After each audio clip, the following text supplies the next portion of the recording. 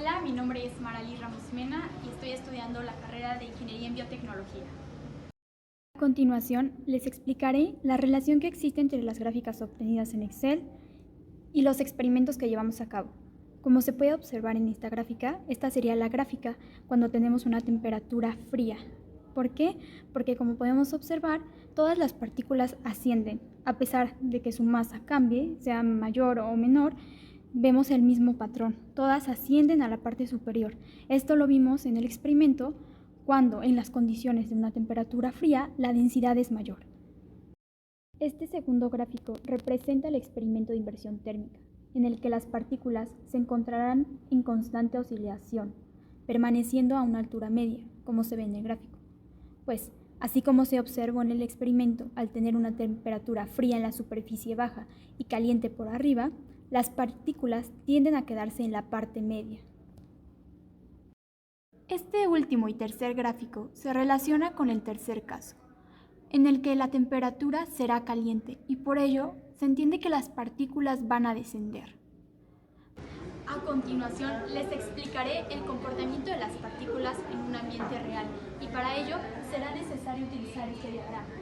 Debemos entender que las ciudades que se encuentran construidas de materiales como el concreto, el pavimento y el cemento causan una reacción de inversión térmica y nos preguntaremos por qué. Cuando la luz del sol, o sea, cuando es de día, la energía que produce el sol va a ser almacenada en estos concretos o cementos, pero cuando es de noche va a ser liberada con gran rapidez. ¿Y esto qué causa o qué efecto tiene? Como observamos en nuestro diagrama, esto va a causar que al ser liberado esta energía a gran rapidez o este calor, la superficie se va a enfriar más rápido que las capas más altas. ¿Esto qué va a causar? Esto causa una diferencia en la distribución de las temperaturas.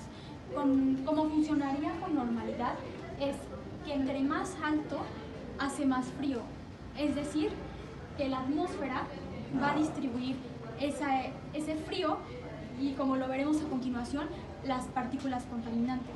Pero cuando sucede esto, el efecto que causa es que las partículas se queden atrapadas entre una capa de frío y una capa de calor que será tensionado por esta capa de frío. Y a continuación entenderemos por qué. Lo que pasa es que al haber mayor frío acá, recordemos que va a haber mayor densidad. El aire o un fluido frío va a tener mayor densidad que un fluido caliente. En esta parte tenemos un fluido caliente, que es el aire caliente, donde va a haber menor densidad. Y para ello necesitamos explicar cuál es el comportamiento de las partículas.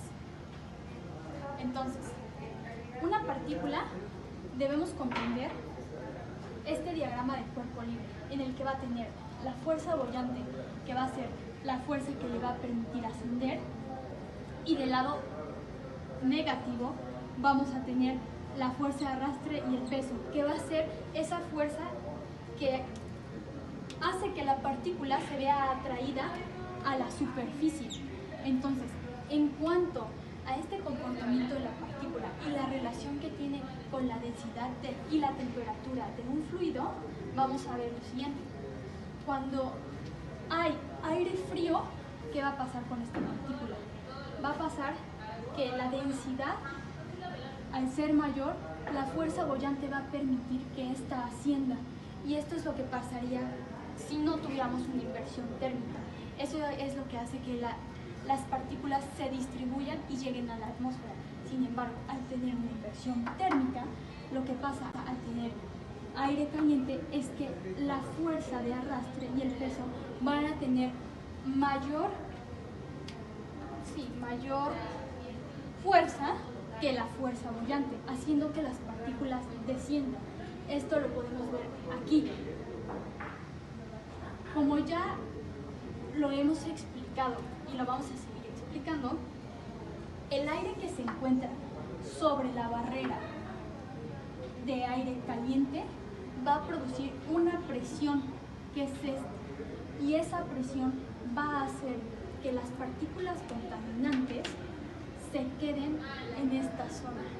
También se deberá comprender de qué va a depender la oscilación de las partículas. Por ello, vamos a explicar.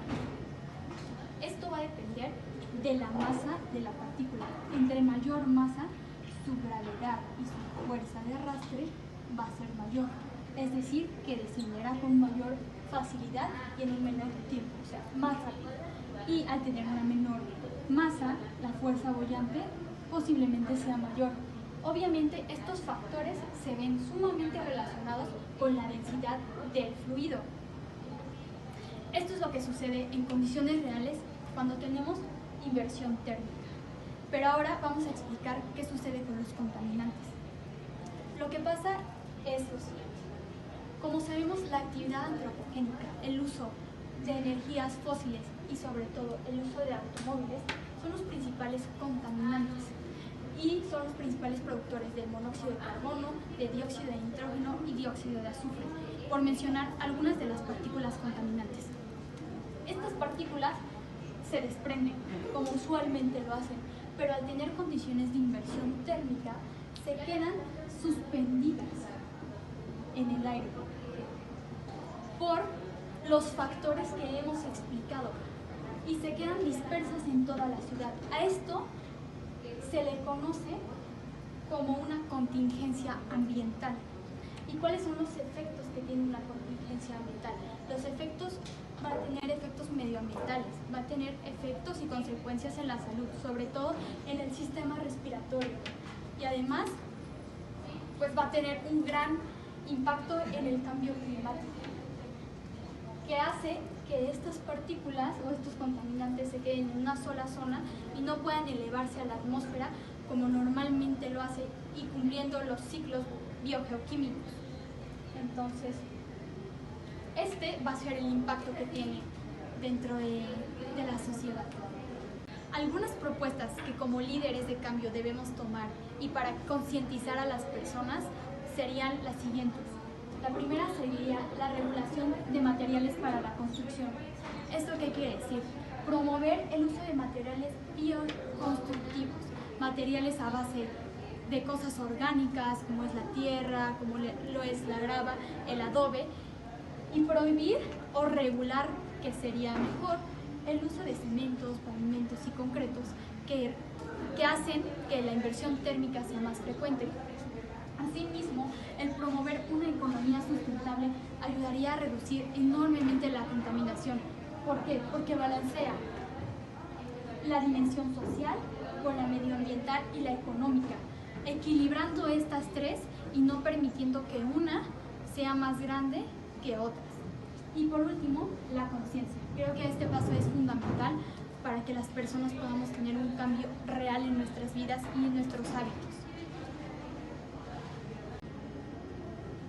Las mejoras que yo propondría para realizar este reto en condiciones reales o que nos pudiera dar un panorama más certero sería el uso de materiales como el concreto. Entonces, utilizar este material real nos daría en verdad qué pasa cuando tenemos una inversión térmica. Para realizar el experimento de inversión térmica, pues tendríamos que taparlo como lo hicimos, ya sea con una lona o con un refractario si lo queremos hacer en menor escala, y veríamos al siguiente día un efecto de inversión térmica. Si queremos poner a prueba el experimento en el que la densidad o la temperatura es fría, entonces rodear el recipiente en el que esté el concreto con hielo. Eso también nos daría pues un panorama más amplio de lo que pasa. Y por último, si queremos tener un experimento más certero con la temperatura caliente, pues agregar una fuente de calor constante. Pues poner el cemento, taparlo y encima de él poner una fuente de calor constante. Esas serían las mejoras que yo haría a este reto. Lo que más me gustó del bloque fue poder aprender la relación que hay entre las ecuaciones matemáticas, físicas y químicas y cómo todas ellas nos pueden ayudar a explicar un fenómeno natural como lo es la inversión térmica o como lo es la caída de un paracaidista. Lo que más me gustó de este reto fue todo lo químico, el entender cómo la densidad y la temperatura tiene que ver con el movimiento de las partículas y su interacción con procesos ecológicos. Entonces, pues eso fue en general lo que más me agradó del reto, y con lo que me quedo es con un aprendizaje activo, con saber que nunca vamos a terminar de conocer todos aquellos factores que nos rodean, pero sí podemos tratar de comprenderlos, tratar de analizarlos, tratar de englobar todas esas áreas como mate, como física, química, biología, todas esas áreas, englobarlas y tratar de encontrar soluciones a estos problemas o problemas a los que nos enfrentamos día a día.